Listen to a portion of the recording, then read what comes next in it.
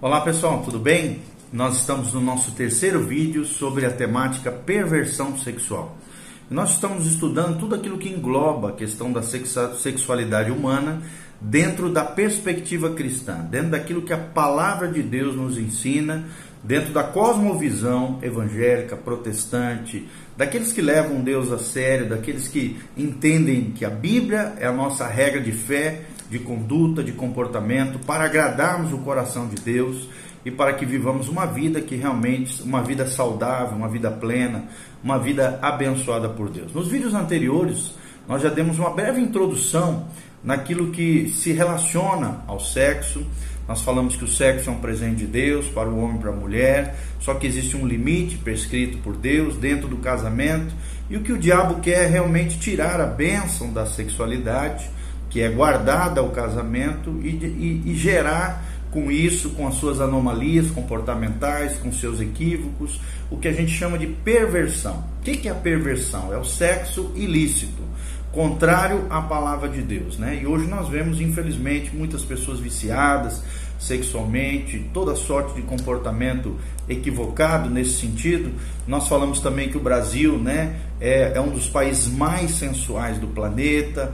Nós demos um feedback sobre tudo isso, como a nossa sociedade cultua o sexo, transformando o homem numa coisa, a mulher e o homem têm se tornado um objeto sexual. E falamos também, no segundo vídeo, algumas mentiras que Satanás lança no coração das pessoas com relação ao sexo. A primeira delas, Satanás ama o sexo.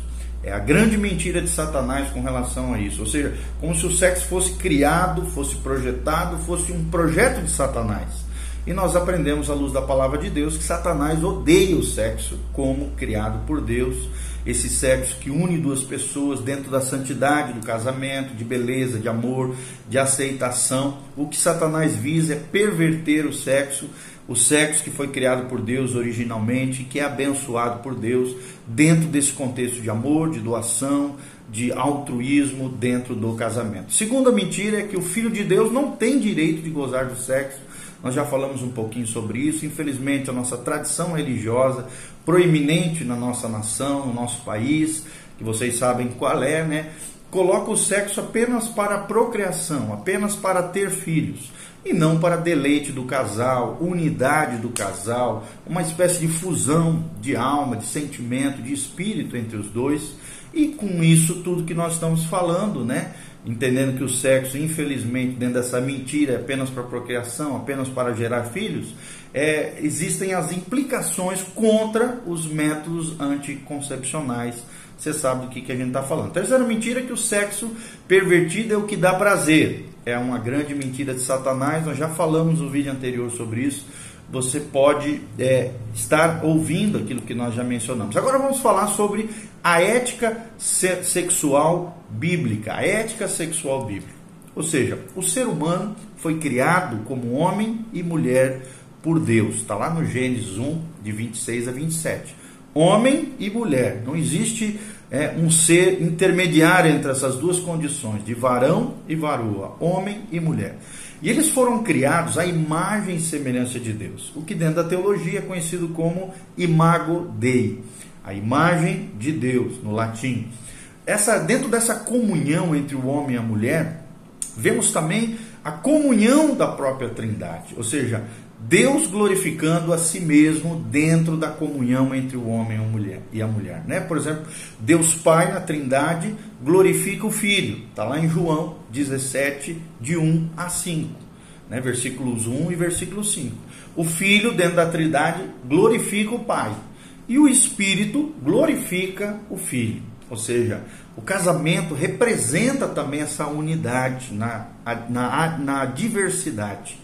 Ou seja, na unidade que há, na diversidade do homem e da mulher, estão imbricadas a imagem também de Deus, a imago Dei. E dentro dessa realidade tremenda que é o casamento, não existe aquilo que se chama, né, o que hoje está muito em voga, muito em moda, o que se chama de terceiro sexo. dentro da cosmovisão cristã, dentro da perspectiva do cristianismo, perspectiva bíblica, não existe o chamado terceiro sexo, ok? Dentro dessa visão bíblica não pode haver sexo entre pessoas do mesmo sexo. A Bíblia é muito clara com relação a isso. A prática do homossexualismo e do lesbianismo, na realidade, destrói essa imago Dei, essa imagem de Deus que foi inserida no ser humano. O sexo é para o outro, né? Na alegria do outro, você tem a sua alegria. Do outro quem? Do outro do sexo oposto. O sexo não pode ser egoísta também. O sexo que visa numa pessoa apenas a sua própria satisfação, sua própria realização, não está dentro do projeto de Deus, dentro dos planos de Deus. Esse tipo é apenas uma versão do que a Bíblia chama de prostituição, como nós vimos no primeiro vídeo introdutório, o que a Bíblia chama de porneia, ou seja, prostituição, traduzido para o português, ou imoralidade sexual, sexo ilícito. O sexo de hoje, infelizmente, o sexo mundano, é um sexo egoísta, é um sexo deturpado e é um sexo mentiroso. Vou repetir, o sexo de hoje é um sexo, relação ilícita, fora do casamento, fora desse contexto lindo, original que Deus criou lá no Éden. É um sexo egoísta, deturpado e mentiroso. E temos verificado, o cristão aprendendo, muitas vezes técnicas e até métodos mundanos para aumentar o gozo e o prazer sexual, sendo que não existe necessidade nenhuma disso. O sexo por si só, criado entre homem e mulher, pode ser desfrutado de maneira extraordinária, de maneira espetacular, com pleno gozo e prazer sexual dentro do contexto do casamento. É claro que pode existir algumas dificuldades biológicas, algumas situações hormonais, algumas falhas em termos de ensinamento a respeito disso, que pode ser tratado através de terapia de casal, de ajuda médica, biológica, medicação, algumas situações que envolvem o soma, que envolvem o corpo, que envolvem o biológico, ou então práticas equivocadas, equívocos que foram ensinados através das gerações e que podem gerar transtornos complexos e traumas, tá bom? Então precisamos examinar muito bem de onde vêm os conselhos para o ajustamento dos casais. E não existe conselho melhor do que a palavra de Deus, ok? Então nós vamos falar agora também, dentro dessas perversões sexuais, de tudo aquilo que a Bíblia fala sobre isso, tendo como base 1 Tessalonicenses 4:2. Olha o que diz a palavra de Deus: porque vós bem sabeis que esta é a vontade de Deus, diz o versículo 3, a vossa santificação, que vos abstenhais, ou seja, digam não à fornicação, ao adultério, talvez na sua versão diz prostituição, em outras versões diz imoralidade ou sexo ilícito. Que cada um de vós saiba possuir o seu vaso, ou seja, o seu corpo, o seu soma, em santificação e honra diante do Senhor. Não uma paixão de concupiscência, como os gentios, aqueles que não conhecem a Deus.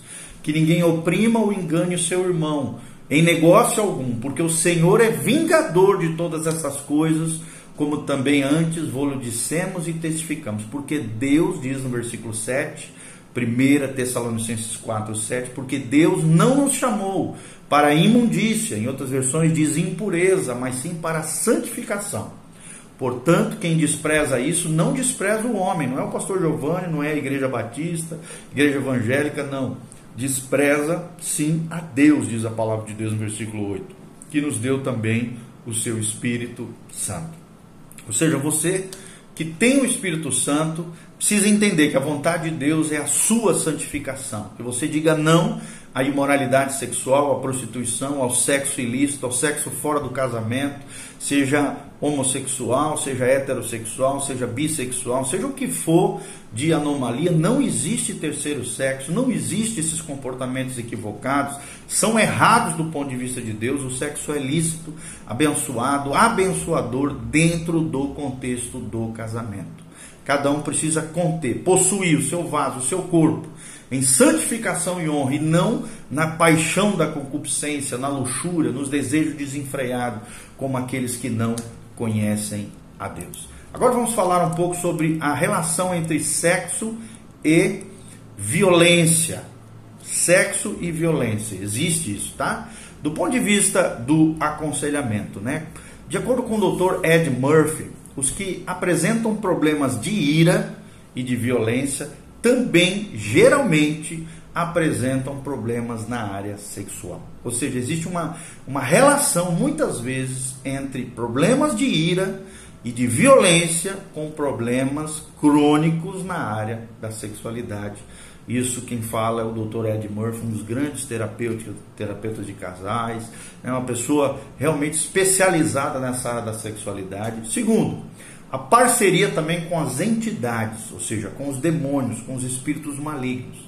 Os demônios na área de sexo trabalham junto com os da área da violência, ou seja, demônios da área de sexo trabalham em conjunto com a área da violência, e aí nós vemos essa relação entre sexo e violência, crimes passionais, violência entre pessoas do mesmo sexo, de sexo oposto, todas essas bandaleiras que nós vemos nos BOs policiais, nos programas diários que jorram sangue nas telas de televisão, mencionando relações ilícitas, situações mal resolvidas, problemas crônicos entre a área da sexualidade e da violência. Por exemplo, nós podemos ver atuando junto demônios como Maria Padilha com Ogum. São duas entidades da Umbanda, uma que trabalha na área da sexualidade, Maria Padilha, e Ogum, que é uma entidade, uma potestade que age na área da violência, e as duas trabalhando lado a lado. Nós vemos também o demônio que está por detrás da Aparecida com o São Jorge, que de santo não tem nada, é uma entidade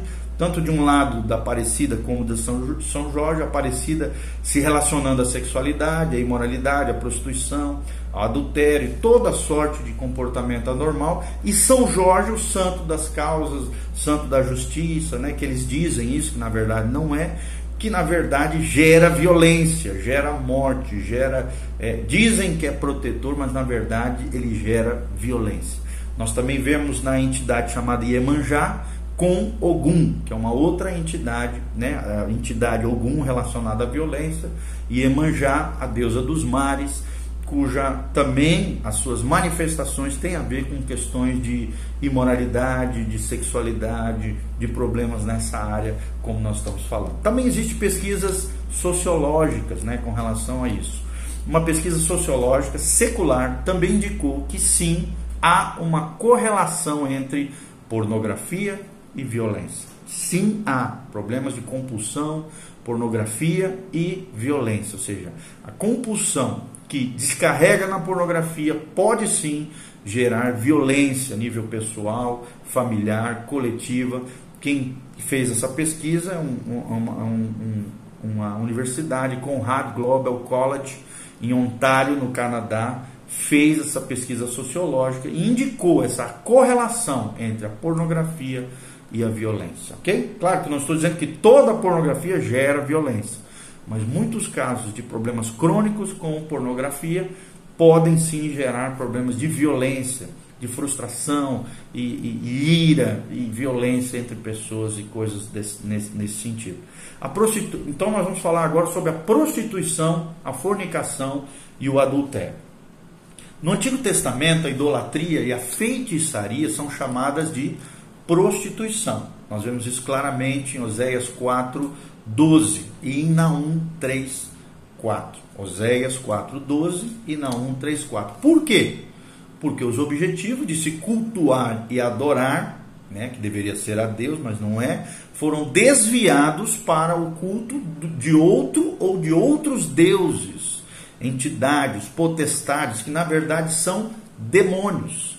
Ou seja, com a prostituição, que é o sexo por dinheiro, foi desviado, deturpado e pervertido o verdadeiro alvo e a finalidade do sexo, ou seja, o sexo dentro do amor legítimo e da fidelidade mútua entre homem e mulher dentro do contexto do matrimônio. Tá? A impureza, a prostituição, a lascívia estão no mesmo nível da feitiçaria e da idolatria.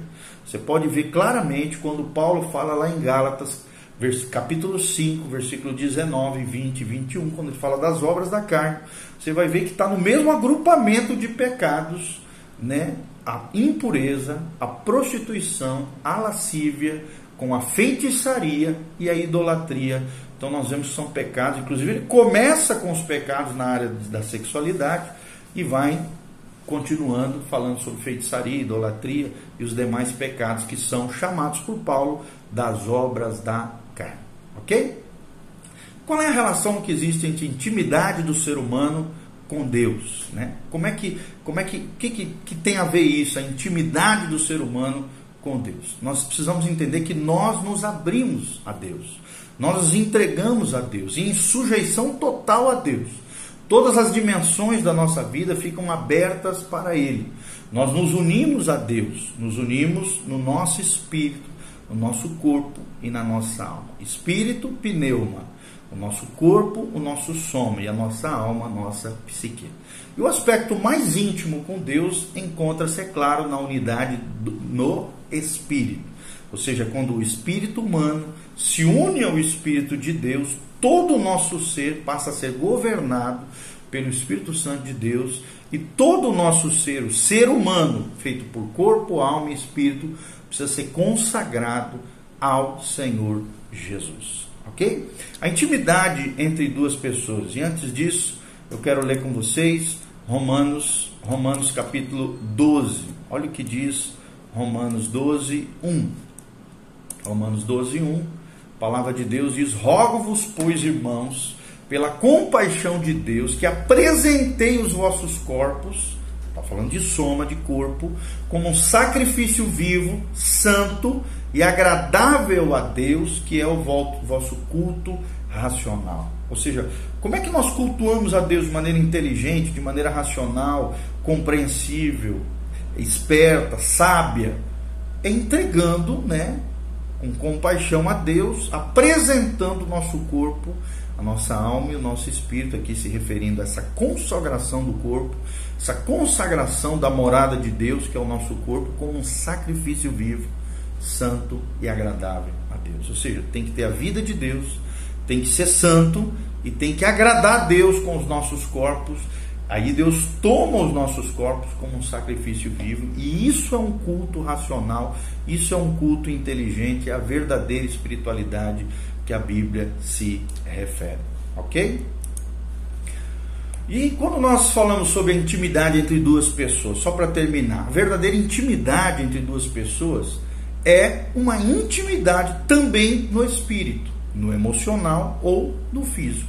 Ou seja, o mesmo verbo usado para a expressão conhecer a Deus também é usado para conhecer a mulher ou um homem. Nós podemos ver isso claramente em 1 Coríntios 6, de 12 a 20. Em especial no versículo 16, quando a palavra de Deus diz: ou não sabeis que o homem que se une à prostituta forma um só corpo com ela? Porque, como se diz, serão os dois uma só carne. Ou seja, tornando-se uma só carne, que é a relação sexual. Está lá em Gênesis 2, 24 a 25. Primeiro, tornar-se uma só carne foi entre Adão e Eva. É o que ocorre na relação sexual. Essa fusão, essa intimidade entre duas pessoas, intimidade no espírito, no emocional e no físico, acontece e ocorre através da relação sexual. E no pecado, a inversão desta ordem de Deus. Por quê? Porque envolve infidelidade e prostituição. Infidelidade a Deus, infidelidade às vezes a outra pessoa, quando a pessoa, por exemplo, é casada, está namorando, está noiva, está comprometida com outro e se envolve com outra pessoa. E também a prostituição, que é usar indevidamente o corpo, que é templo do Espírito Santo, que é santuário do Deus vivo, de modo leviano, fora do contexto do casamento, fora do manancial de vida, que é a relação conjugal dentro do casamento, conforme nós lemos em Provérbios, capítulo 5, de 1 a 23. Leia Provérbios 5, de 1 a 23, você vai ver tudo aquilo que a Bíblia fala sobre isso, o perigo do adultério, o perigo da prostituição, o perigo da mulher, né, adúltera, da imoralidade, da sujeira. E Provérbios também, 6, de 20 a 35. É um outro alerta do seu filho, do seu pai Salomão ao seu filho, né, relacionando aqui simbolicamente Deus Pai falando conosco, como como nosso pai aos seus filhos amados, que nós não podemos nos tornar uma só carne, aquilo que ocorre na relação sexual em qualquer outra pessoa que não seja o nosso cônjuge. Por quê? Porque envolve infidelidade e envolve prostituição, ok? O homem não pode se envolver com outra pessoa a não ser com o seu cônjuge, porque acontece uma intimidade no espírito, no emocional e no físico. Por isso que a gente vê tanta gente arrebentada hoje, tanto no espírito quanto no emocional, e às vezes até com doenças venéreas, doenças crônicas na área do soma, na área do corpo, problemas terríveis nesse sentido, ok? Então nós aprendemos que a intimidade é entre duas pessoas, que a intimidade do ser humano deve ser primeiramente com Deus. Nós falamos um pouquinho sobre a prostituição, a fornicação e o adultério, e falamos da relação entre o sexo e a violência. E falamos também da ética sexual bíblica, onde a diversidade que existe entre o homem e a mulher, né? Todas essa manifestação do casamento, do matrimônio, também é uma das manifestações da Imago Dei, que o diabo de alguma maneira tenta deformar, destruir, através da perversão sexual, ok? Deus abençoe, graça e paz de Jesus. Siga-nos no próximo vídeo, dê um joinha, faça seus comentários, compartilhe com outras pessoas. Deus abençoe a sua vida, a sua casa e o seu coração.